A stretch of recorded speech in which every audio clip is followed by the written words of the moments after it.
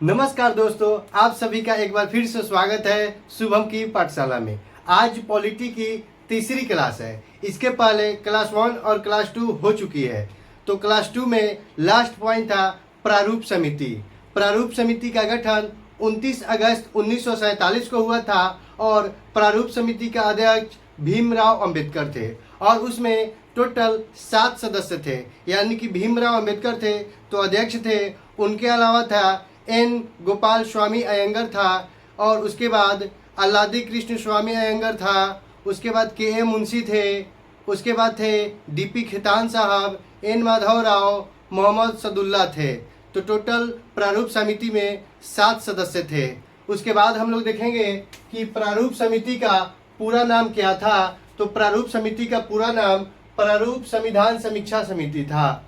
प्रारूप समिति का पूरा नाम प्रारूप संविधान समीक्षा समिति था। उसके बाद हम लोग देखेंगे एक व्यक्ति थे निजामुद्दीन अहमद। एक व्यक्ति थे निजामुद्दीन अहमद। उन्होंने प्रारूप समिति को अपवहन समिति यानी कि प्रारूप समिति का एक और नाम दिया अपवहन समिति।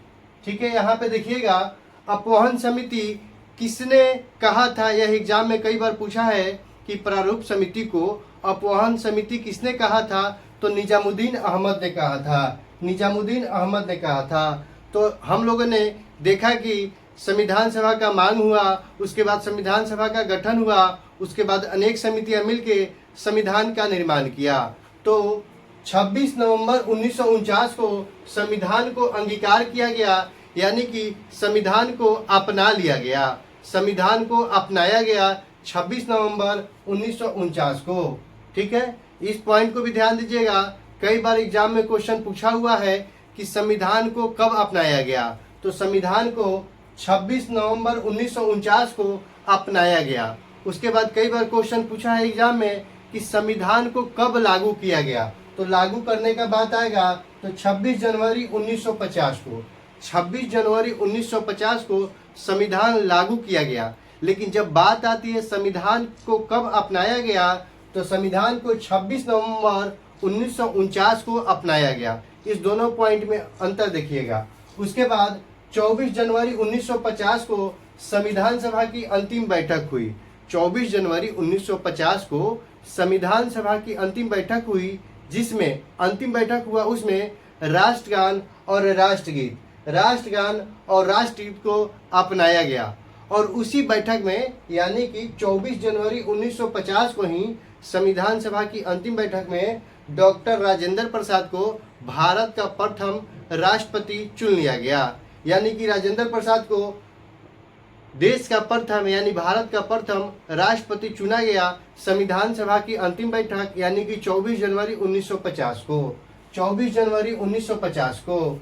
और उसके बाद देखेंगे 26 जनवरी 1950 को संविधान लागू हुआ। तो इतना पॉइंट हम लोग ध्यान में रखेंगे कि निजामुद्दीन अहमद थे, उन्होंने प्रारूप समिति को अपवहन समिति भी कहा था। ठीक है, उसके बाद 26 नवंबर 1949 को संविधान को अपनाया गया। 26 नवंबर 1949 को संविधान को अपनाया गया। लेकिन जब संविधान को लागू करने की बात आएगी तो 26 जनवरी 1950 को 26 जनवरी 1950 को संविधान को लागू किया गया। कई बार क्वेश्चन पूछा हुआ है संविधान सभा की अंतिम बैठक कब हुई थी। तो 24 जनवरी 1950 को संविधान सभा की अंतिम बैठक हुई थी और उसी अंतिम बैठक में राष्ट्रगान और राष्ट्रगीत को अपनाया गया और डॉक्टर राजेंद्र प्रसाद को भारत के प्रथम राष्ट्रपति के लिए चुन लिया गया। उसके बाद हम लोग देखेंगे संविधान की विशेषता। संविधान तो बन गया लेकिन संविधान की विशेषता हम लोग देखेंगे। संविधान की विशेषता है कि भारत का संविधान है वह सबसे लंबा है। भारत का संविधान है वह सबसे लंबा है। भारत की संविधान की विशेषता में एक और बात आती है कि संसदीय प्रकार की व्यवस्था है भारत के संविधान में। संसदीय प्रकार की व्यवस्था है भारत के संविधान में। संघीय प्रणाली की बात की गई है, यानी कि केंद्र और राज्य के शक्तियों के बंटवारे की बात की गई है। संघीय प्रणाली यानी केंद्र और राज्य के बारे में बात बताई गई है। आपातकाल की भी चर्चा है भारत के संविधान में। एकल नागरिकता का भी चर्चा है भारत के संविधान में और मौलिक अधिकार का भी चर्चा है भारत के संविधान में। तो यह है भारत के संविधान की विशेषता सबसे लंबा है, संसदीय प्रकार की व्यवस्था है, संघीय प्रणाली है, आपातकाल की चर्चा है, एकल नागरिकता की बात बताई गई है और मौलिक अधिकार के बारे में भी चर्चा है। तो ये थे कुछ पॉइंट संविधान की विशेषता के बारे में। अब हम लोग जानेंगे कि संविधान निर्माण होने में टोटल कितना समय लगा था। तो 2 साल 11 महीना 18 दिन लगा था। संविधान निर्माण में टोटल समय 2 साल 11 महीना 18 दिन लगा था। उसके बाद एक और पॉइंट आता है कि संविधान निर्माण में कुल कितना खर्च हुआ था। कुल कितना खर्च हुआ था तो 63,96,729 रुपया खर्चा हुआ था। तो संविधान निर्माण में टोटल समय 2 साल 11 महीना 18 दिन, 2 साल 11 महीना 18 दिन।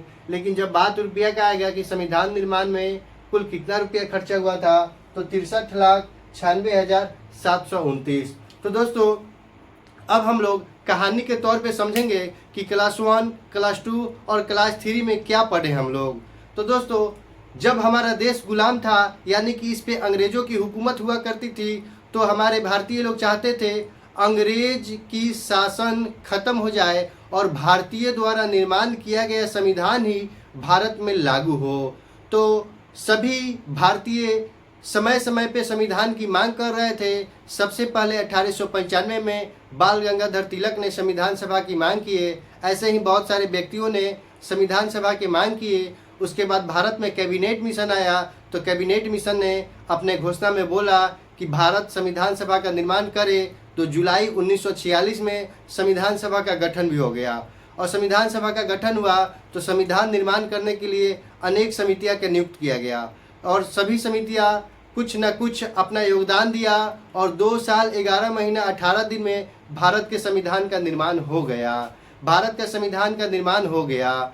तो उसी संविधान में, भारत के संविधान में हम लोग को क्या क्या पढ़ना है उसके बारे में एक बार बताते हैं। भारत के संविधान में हम लोग को एग्जाम के दृष्टिकोण से, भारत के संविधान में हम लोग को एग्जाम के दृष्टिकोण से पढ़ना है कि भारत के संविधान में कुल कितने भाग हैं। तो भारत के संविधान में 22 भाग हैं। भारत के संविधान में 22 भाग हैं। कितने भाग हैं? 22 भाग हैं। भारत के संविधान में कितने आर्टिकल है यानी कि कितने अनुच्छेद हैं? तो 1 से लेके 395 तक भारत के संविधान में अनुच्छेद हैं। ठीक है, तो हम लोग 1 से लेके 395 अनुच्छेद पढ़ेंगे तो भाग 22 भी कवर हो जाएगा। उसके बाद अनुसूचियां पढ़ना है। भारत के संविधान में 12 अनुसूचियां हैं। कितने अनुसूचियां हैं? 12 अनुसूचियां हैं। भारत के संविधान में 395 अनुच्छेद हैं, 22 भाग हैं और 12 अनुसूचियां हैं। तो नेक्स्ट क्लास में हम लोग आर्टिकल 1 से शुरू करेंगे यानी कि अनुच्छेद 1 से शुरू करेंगे और धीरे धीरे पढ़ते पढ़ते अनुच्छेद 395 तक हम लोग पढ़ लेंगे। तो आज के क्लास में इतना ही रहने देते हैं।